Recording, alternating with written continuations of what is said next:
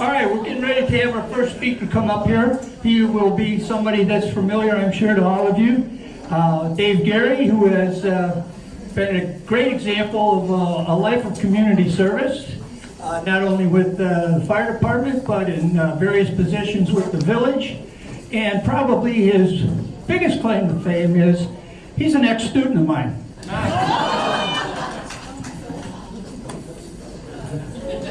I'm not going to touch that.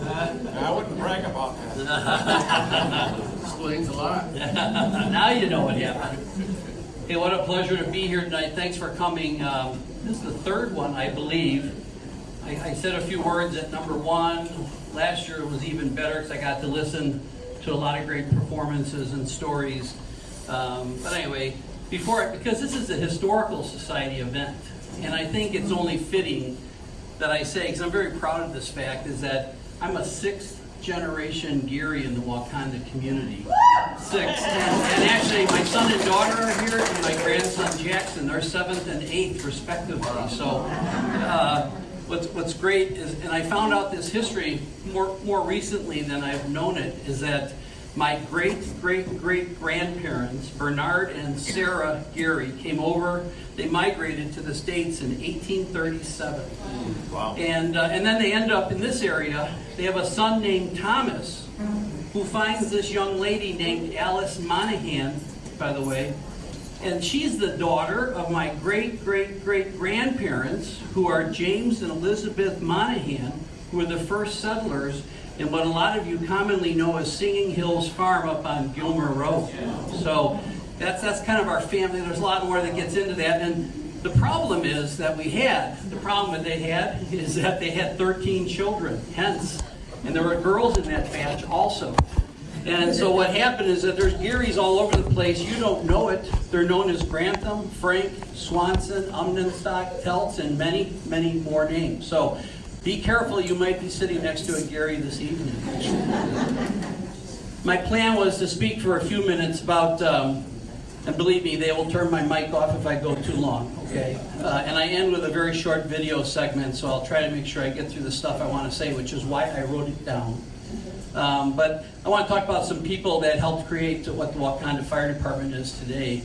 In order to do that, though, I have to first tell you about some of my childhood memories to lead up to that part.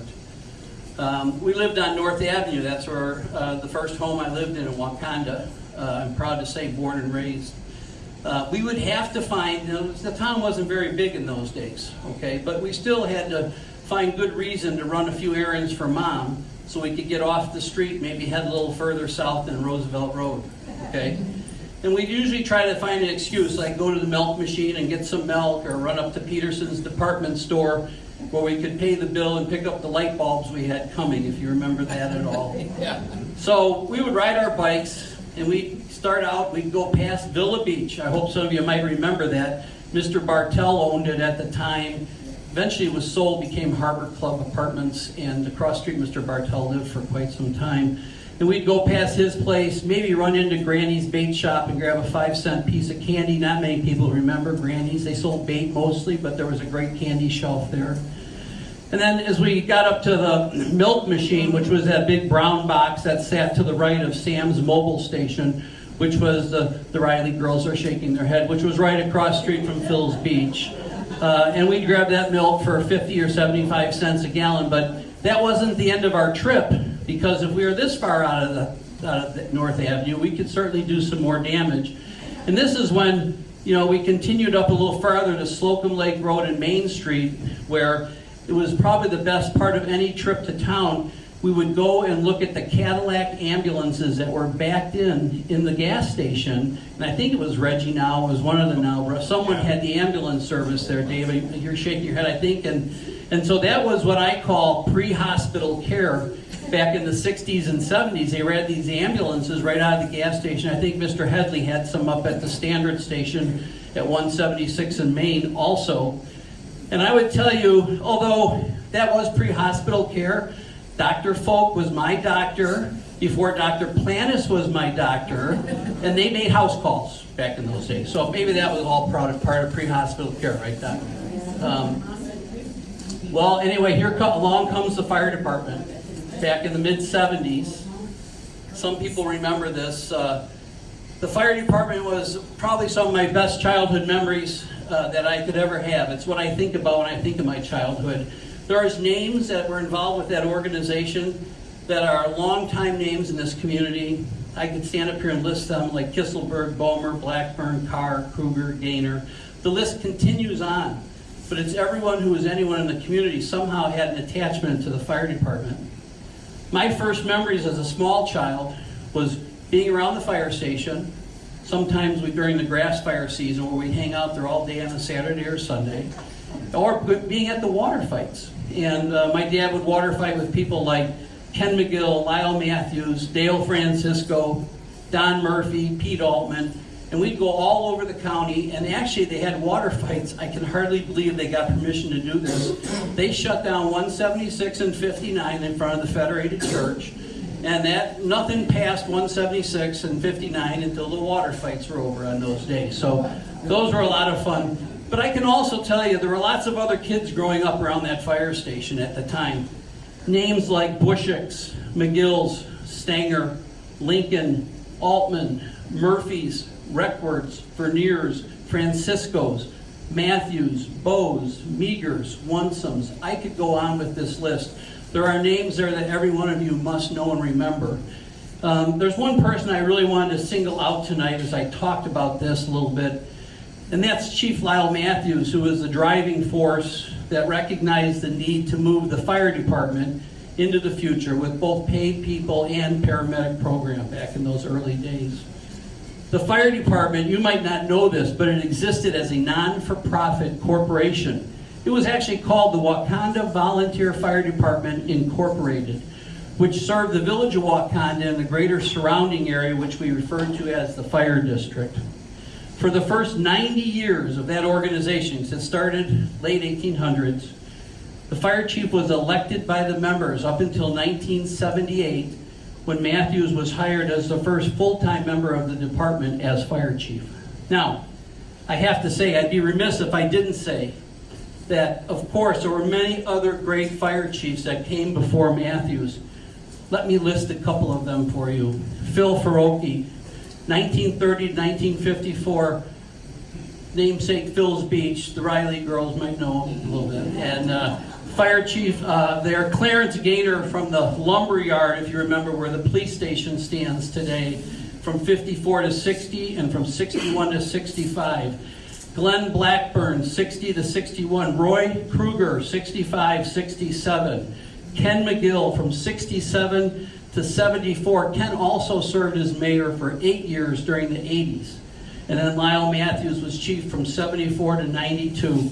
Total, there's been 13 fire chiefs in the 130-year history of the fire department.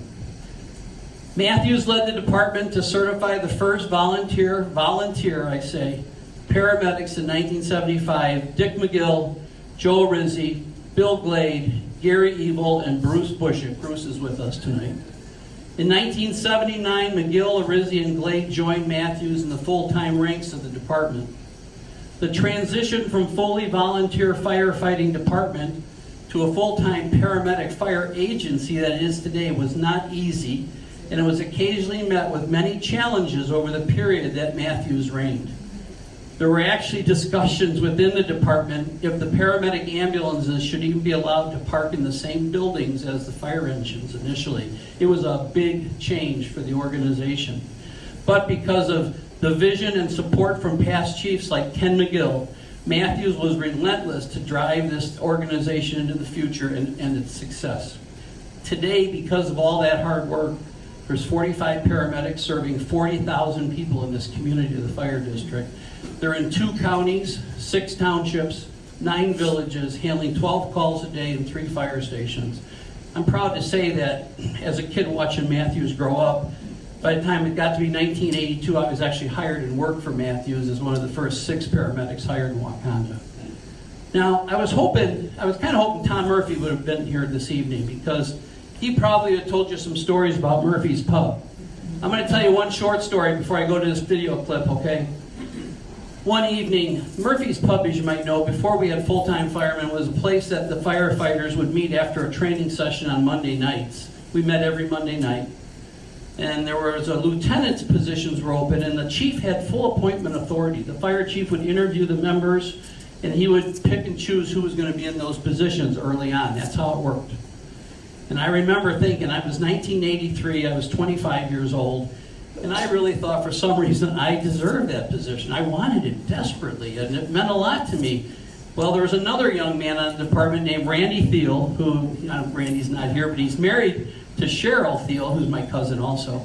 And Randy, he was a deserving person too. So one night we end up at Murphy's Pub. We have a shorty old style. I think they were 25 cents at the time.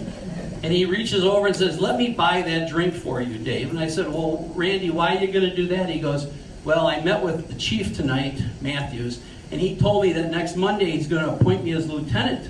I'm like, "I know you really wanted it, and I feel bad, so I'm going to buy the beer for you." I said, "Well, I was a little shocked," and I looked at him in a bewildered way, and I said, "Well, that's kind of funny because I met with him last Monday night, and he told me he's going to make me lieutenant at the time." And so we both chose to sit there and have 1 or 3 or 5 more of those beers, and we'd figure out what happened next Monday. So the next Monday comes along at the fire station. Matthews appoints both Thiel and I to lieutenants the same night. And he created a new position. Randy and I still argue about who he created the new position for. So, but anyway, so we both got the job. We laughed about it just about a week ago. I'm going to show you this short video. And I'm done when the video's over. It's a short video that we've edited down from 1974. The paramedic program was something going to be brand new. The fire district made this video to show people what the district had for equipment. It's narrated by Lyle Matthews. You'll see, watch closely, you'll see a number of the older firemen hopping out of the equipment. At the end of the video, there's a picture of the old water fight team. Please take a look at it. And lastly, the video ends on a memorial picture, which is out in front of Fire Station 1 here on 176 that shows, it's got every single person who's ever been a member of the Wakanda Fire Department listed on that memorial, and we add to it, unfortunately, whenever we add to it each year going forward. So here's the video. I hope you enjoy it. It's fun to watch.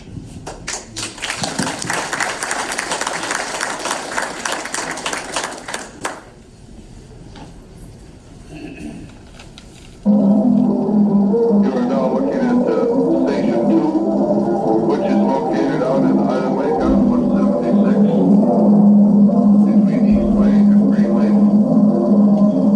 The station was built approximately 15 years ago. Now we're at Station 1. This is the main truck in the Wakanda Fire Department. This is the newest one. It was purchased 2 years ago. This cable pumping 1,000 gallons per minute. Carries 1,000 gallons of water. It has 1,200 feet of 3-inch hose onto it, along with portable equipment, fans. It has 250 feet, 2 lines and 250 feet of booster line. This is our second line truck at Wakanda Station 1. It has 1,000 gallon pumper on it. It also carries 1,000 gallons of water and 1,200 feet of 2.5-inch line. Plus 500 feet of booster line. It also has 500 feet of pre-connected 1.5 inch. Right now they're just pulling out their booster line. This is the line that we use on most all small building fires or thing that does not need a lot of water. This truck here is the oldest truck we've got. It's a 1954 Chevy. It's a tandem axle and carries 1,200 gallons of water. This is strictly a truck for supplying water in rural areas such as out in Island Lake, Fox River Valley Gardens, and outside of any place where there's not fire hydrants or a supply of water. Also it has a portable pump on it, 500 feet of 2.5-inch line. This is a brush fire, grass fire truck at Station 1. Carries 400 gallons of water, 200 feet of booster line. It has a 500 gallon per minute front mounted pump. They have 300 feet of 2.5-inch line loaded on the back, so if we get out into rural areas, we can go